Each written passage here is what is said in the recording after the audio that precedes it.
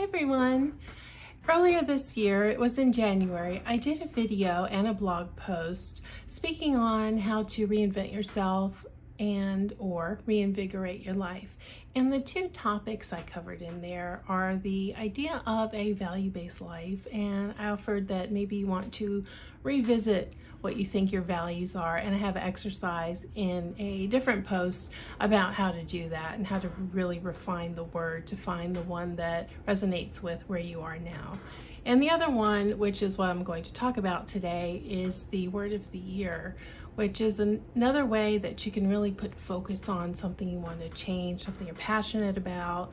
And my word of the year I mentioned in there, and I also offered I don't think a lot of people watched that video, but for those of you who did, I told you I would give you an update, and here is an update.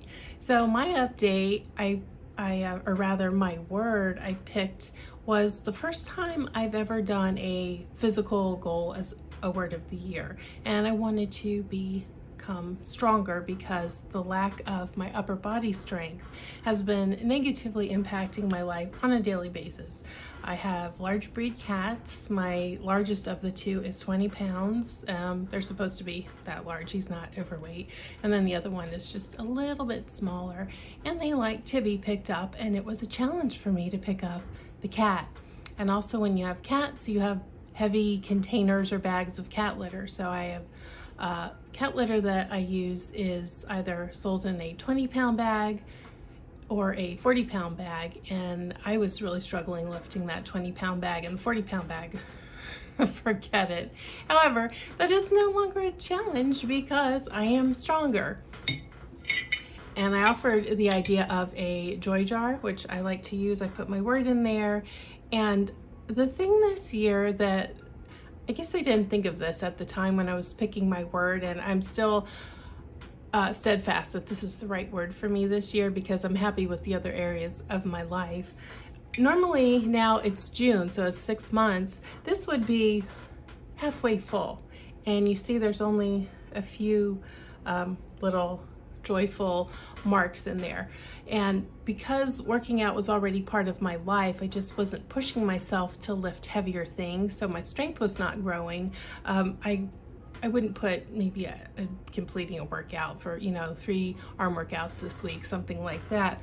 But what I have in here, normally I don't look at this until the end of the year, but I want to tell you specifically what has improved for me.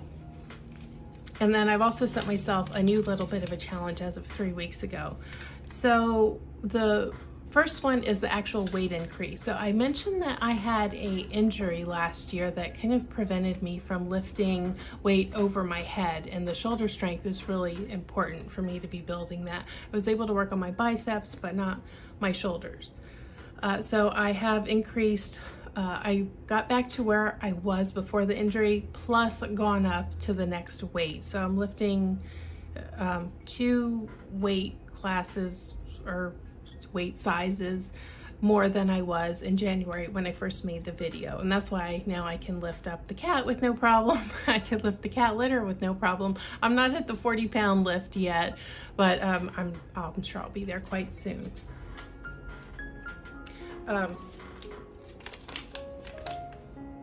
Okay, so that's the 2 things that I just talked there, being able to lift the cat and then the weight classes.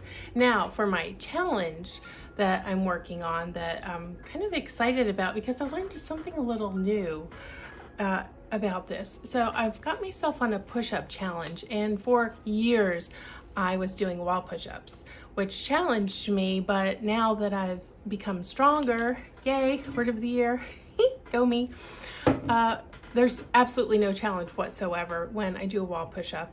And doing the bent knee push-up, that never felt right to me. So I was kind of looking around, seeing what other kind of modification to build strength until I can do a full body push-up. What does that look like? And I found on Lucy Lismore's channel, she does calisthenics mainly, which is body weight training essentially. And when you're somewhat already established, that doesn't sound like a challenge, but for certain moves and you know, positions, and not something like squats, but there's other types of calisthenics that are extremely challenging.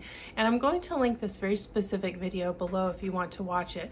But Lucy talks about when you do that bent knee push-up, that really when you're there, there's nowhere much to progress, because from that you just go to the full body push-up, and she says that that's a big change. So what she suggests is to do the modification at a different angle. So from the wall, you would go to maybe the back of a chair, if it's stable enough, the sofa. I'm 5'11", so the back of a chair can, for my long arms to that can be quite a distance. So I have a bar top level counter in my home, which is perfect for where I'm at right now. That offers me a nice amount of challenge. I did over the weekend, today is Tuesday, I think it was Saturday morning, just while I was making coffee, I thought, I wonder how it would be if I do it on the countertop. Am I there yet? You know, all of 3 weeks I've been doing this bar top, and I tried it on the counter. It's much too difficult, and that's just 6 inches lower than my bar top. So that shows me that I have several levels to progress to until I can get down to the floor to do a full body push-up. So the goal is, I don't know, just the next another maybe month or so, I'll keep doing the bar top, then move to the counter, see where I'm at with that. From there, I can go to my sofa, which has a lower profile, the back of it. And I have something between the low profile sofa and the floor. So I've got a little ways to go. I don't know where I'll be at the end of this year. I don't know, I'm excited to see, because my strength is building quickly. I've been very diligent because I'm determined to become stronger. All right, so that's my update, and I think I had some comments, 1 or 2, about your word of the year. So I'd like to know what you've achieved, if you've kept your focus, and what little things you've done. If you did a joy jar, have you been adding to it? I love my joy jar. I look at it generally New Year's Eve in the morning when I'm having my coffee, or New Year's Day, and I like to see what I achieved as it relates to my word of the year for the prior year. It's a great way to reflect. All right, so there's my update, and I will do another one in the fall. It won't be another 6 months, but I wanted to wait until I had something substantial to report on before I did this video. See you next time.